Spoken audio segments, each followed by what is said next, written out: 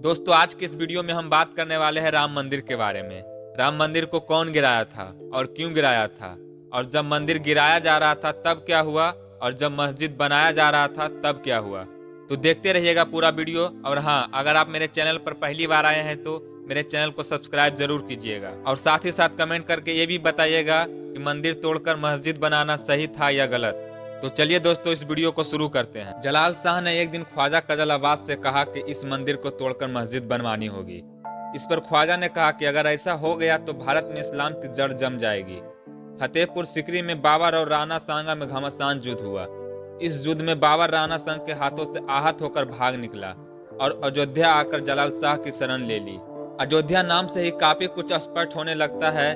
अयोध्या भी अपने नाम में स्वयं निहित अपार संभावनाओं एवं सही प्रकार के युद्ध से ऊपर अपनी अखंडता, अमरता एवं अहिंसा व्यक्त करती है।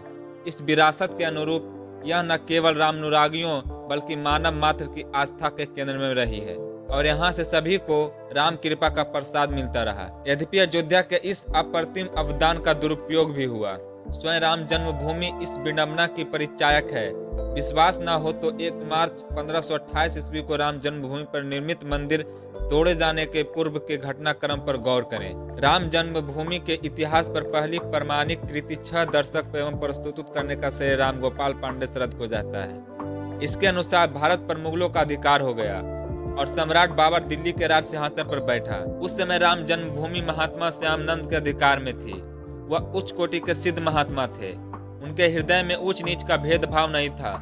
उनके समय में ख्वाजा कजल अब्बास मूसा जिकाना यहाँ आए और महात्मा श्यामनंद के साधक शिष्य हो गए।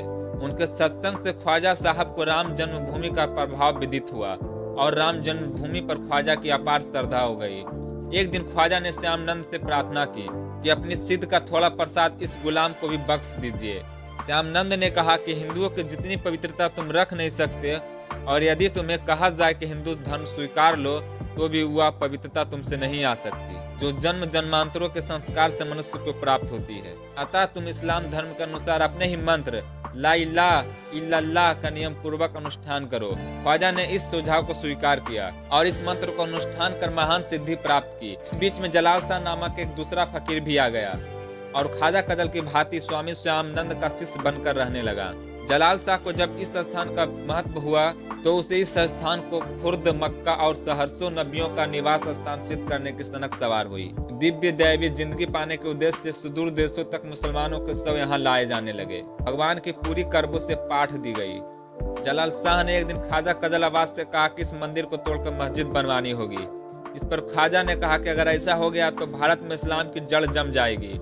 फतेहपुर सिकरी में बाबर और राणा संग में घमासान युद्ध हुआ। इस युद्ध में बाबर राणा सांगा के हाथों से आहत होकर भाग निकला और अयोध्या आकर जलाल शाह की शरण ली। जलाल शाह ने उसे विजय होने का आशीर्वाद दिया। उससे प्रभावित होकर बाबर पुनः फतेहपुर सिकरी पहुंचा और राणा सांगा पर विजय प्राप्त की। जलाल शाह से प्रभावित बाबर फिर अयोध्या आया। इस भेंट में जलाल शाह ने बाबर को जन्मभूमि का राम मंदिर तोड़कर मस्जिद बनवाने के लिए बाध्य किया। बाबर यह काम अपने वजीर मीर बांकी खां के सुपुर्द करके दिल्ली चला गया। बाबा श्यामनंद अपने साधक शिष्यों की करतूत पर पछताते हुए राम जन्मभूमि पर स्थापित चल बिगड़ा सुरजीव में विसर्जित कर गए और दिव्य बिगड़ा को अपने साथ लेकर उत्तराखंड चले गए। पुजारियों ने मंदिर के द्वार पर खड़े होकर कहा कि पहले हम मर जाएंगे तब मंदिर के द्वार के भीतर कोई प्रवेश कर सकेगा। जलाल शाह की आज्ञा अनुसार चारों पुजारियों का सिर काट लिया गया। मंदिर ध्वस्त किए जाने के बाद भी बाबर को इस स्थल की विरासत सिरोधार्य करनी पड़ी। शरद अपनी कृति में बताते हैं कि मंदिर सामग्री से ही मस्जिद का निर्माण आरंभ हुआ। दिन भर में जितनी दीवार बनकर तैयार होती थी, शाम को वह अपने आप गिर पड़ती थी।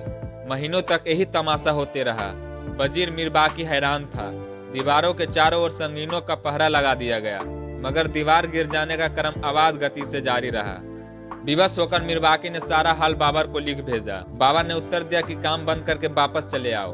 पर जलाल शाह के अड़े रहने का बाबर पुनः अयोध्या आया और उसने हिंदू महात्माओं को एकत्रित कर इस समस्या का समाधान पूछा। महात्माओं के सुझाव पर बाबर ने इस स्थान का नाम सीता पाक स्थान बनाए रखा। साथ ही साथ हिंदुओं को भजन पाठ आदि करने का स्वतंत्रता दी। बाबर ने यह बात स्वीकार कर ली। मस्जिद के चारों ओर की मीनारें गिरवा दी तथा द्वार पर मुड़िया और फारसी भाषा में श्री सीता पाक स्थान लिखवा दिया गया। और उत्तर द्वार पर नर सीतापा का स्थान फिर बनवा दिया गया। सो आई होप गाइज, अगर आपको ये वीडियो पसंद आई हो तो मेरे वीडियो पे एक लाइक और चैनल को सब्सक्राइब जरूर कीजिएगा। तो मिलते हैं किसी नेक्स्ट वीडियो में, तब तक के लिए जय हिंद, जय भारत, जय श्री राम।